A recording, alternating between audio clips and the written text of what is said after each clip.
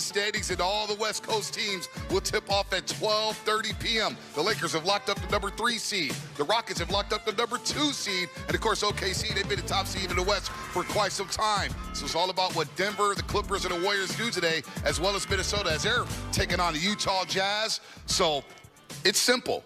If the Warriors win, they're taking on the LA Lakers, and they get 6 days off. If they lose, we'll be back here Tuesday as they host the Memphis Grizzlies, and they play in games. So the priority is simple. Win and worry about the matchups later, right, Fezzi? Absolutely, Bonte. Right now, this is a Game 7, winner takes all. You don't want to be in the playoff box. And the Warriors are really wanting this week off because at age 37, Steph Curry, age 35, Draymond, and age 36, Jimmy Butler, like these guys could really use the rest at this point of the season. So, yes, you win and you move on and get to the playoffs. Rest and recovery yesterday. Wake up, get your big face coffee, get a good breakfast, warm it up, and play Game 82, which takes on Game 7 implications. Now, what if they do lose? It is a benefit to have the playing game here at home. Now, I don't want to put those vibes out there, but if you do lose and play Tuesday, you're taking on a Memphis team that has struggled without Taylor Jenkins, and it's not the worst thing in the world. If you won that game, they take on a Houston Rockets team that doesn't have as much experience as the LA Lakers. Yeah, I think in a Game 7 type scenario, Bonte and Festus, you always want to play with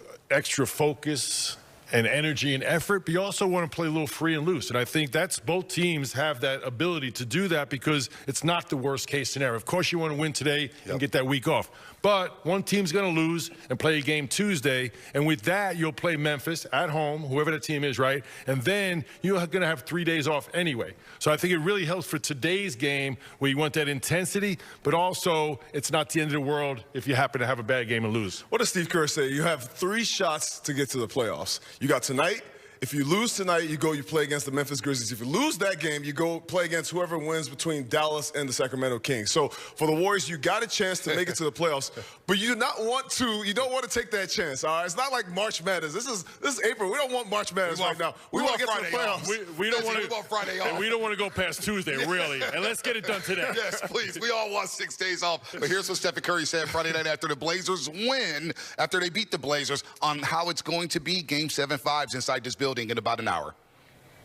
I don't want to be too dramatic. Like it should be like a Game 7 kind of vibe. You win, and again, you control your destiny on a guaranteed playoff series. You lose, you roll the dice. So I think I said last game, like good teams find a way to win, big games like that, and that's what we're aiming to be. All right, let's go inside the Chase Center for the first time today to the great KB, Kareth Burke, and our Warriors insider and Hall of Famer here at NBC Sports Bay Area, Monty! Monty Poole in the building. Playoff intensity, baby. Playoff intensity up here at the A House at KB. What is your priority for the Golden State Warriors before this game and moving forward? Is it the offense? Is it the defense? Is it the non-Steph minutes? What is the top priority for the Golden State Warriors right now, KB? Well, one thing we'd like to talk about is the offense. And first things first, we had our backs turned for a while to the camera because we were watching Steph warmed up. He's that thumb, we wanted to see how he was doing. He is sinking threes from the corner just like normal, so hopefully Steph is feeling okay in his warm-up. But as for the offense, both her and Draymond were talking lately about how they can feel it sticking.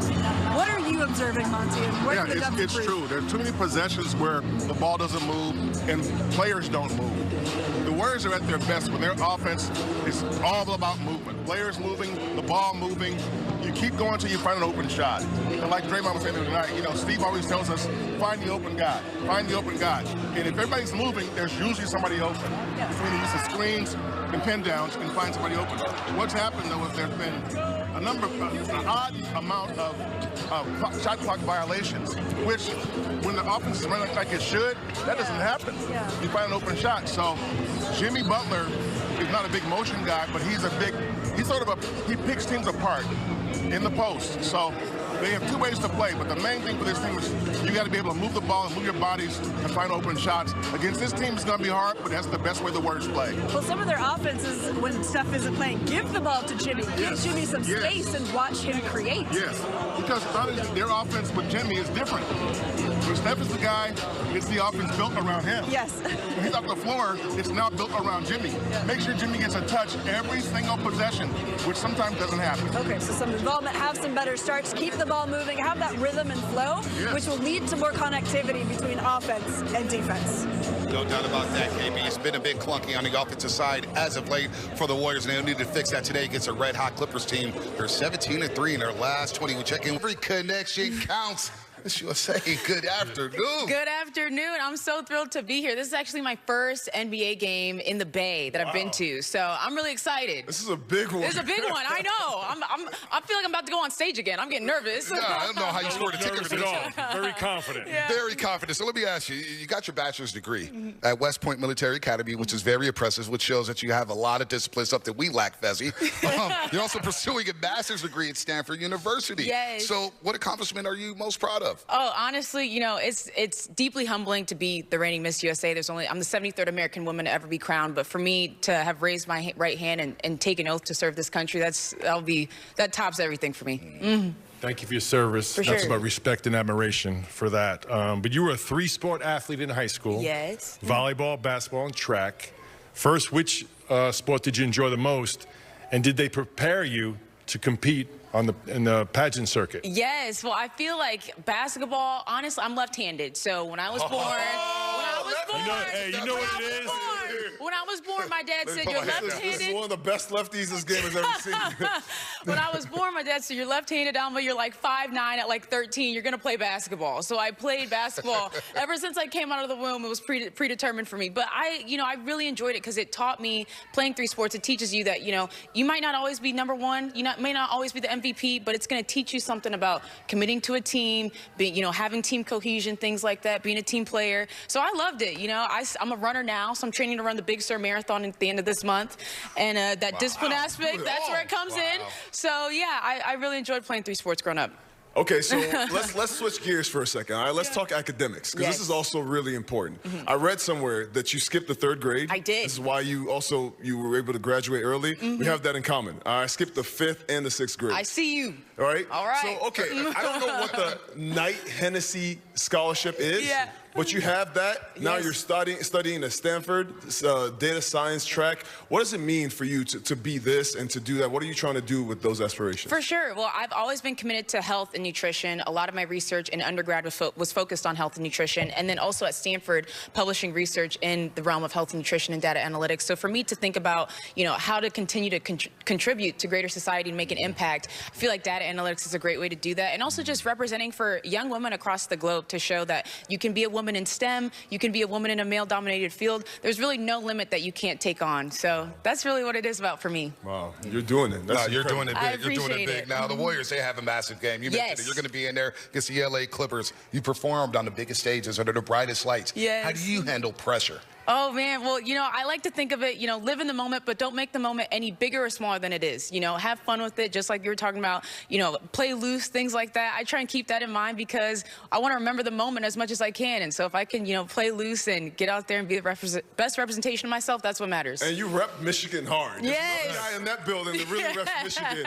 You've been watching him for a long time? I have. Okay. Yes, I have. Draymond Green, Spartan Dogs. Yes. So you're Michigan State or Michigan? Michigan State. Go Green. Oh, wow. Sparty over That's the right. Wolverines. That's Go right. Green. Wow. Well, very impressive. And we're pulling for you, man. Congratulations on all your success. Thanks so much. Jimmy Butler, he's been successful since you've been a member of the Golden State Warriors. Yes. Steve Kerr touched on him earlier today on Jimmy Butler's forum.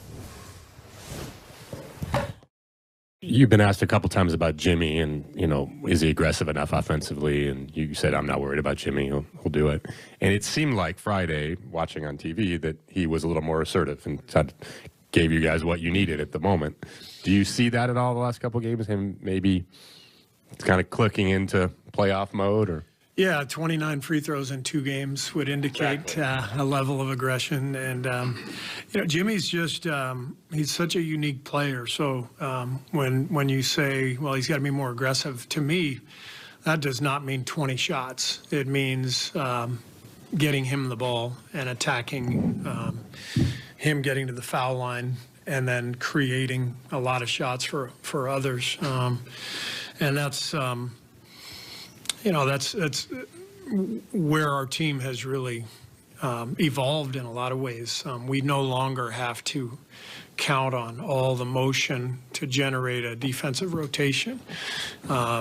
So when Jimmy's out there, a lot of times we just throw him the ball in space. And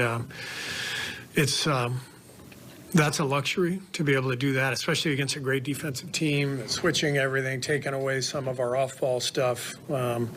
Get the ball to Jimmy, get spaced, and let him create something. We're getting good shots over and over again. One follow-up, I think in that Portland game, he passed a wide open layup. Yeah, I didn't really like that one. Okay, just checking. He split tens at the blackjack table with a 5 showing for the dealer, and I think you just take the 20 and run with it. So. All right, let's go back inside the Chase Center to the great KB, Gareth Burke alongside Petalumas. With the green jacket, Dalton's getting ready for golf, the Masters? You're in the wrong place. That's Augusta, Georgia, Dalton, not Chase Center. All right, Dalton Johnson here. But you heard Steve Kerr talk about Jimmy Butler right there, and we're all waiting for Jimmy Butler, playoff Jimmy, to arrive. I think we got a glimpse of that Friday night in Portland, KB. Yeah, Jimmy Butler's coming in knowing what he needs to do, and maybe because this game feels like a playoff game, we get a little preview of playoff Jimmy. And I like listening to Steve there explain all the ways that Jimmy can impact a game, because playoff Jimmy doesn't mean he's going to score 9, 10 times like right away. What Jimmy Butler does to take over a game is read the game, assess who needs to touch the ball, assess who needs to be involved, and what the moment calls for. That's what he's great at. He's always going to make the right play. That is his MO. But I thought what he did against Portland, especially when Steph Curry went out with that thumb issue, spoke volumes to a little bit of a preview of playoff Jimmy, right? So Steph Curry goes out with that injury, and Jimmy Butler scores 18 of his 24 points in the second half, 9 in the third quarter, including 5 in the final 2 minutes and 43 seconds when he replaced Steph Curry. But it was really the fourth quarter to ensure that Steph Curry could watch the rest of the game from the sidelines, get as much rest as possible for this wild regular season finale when he scored another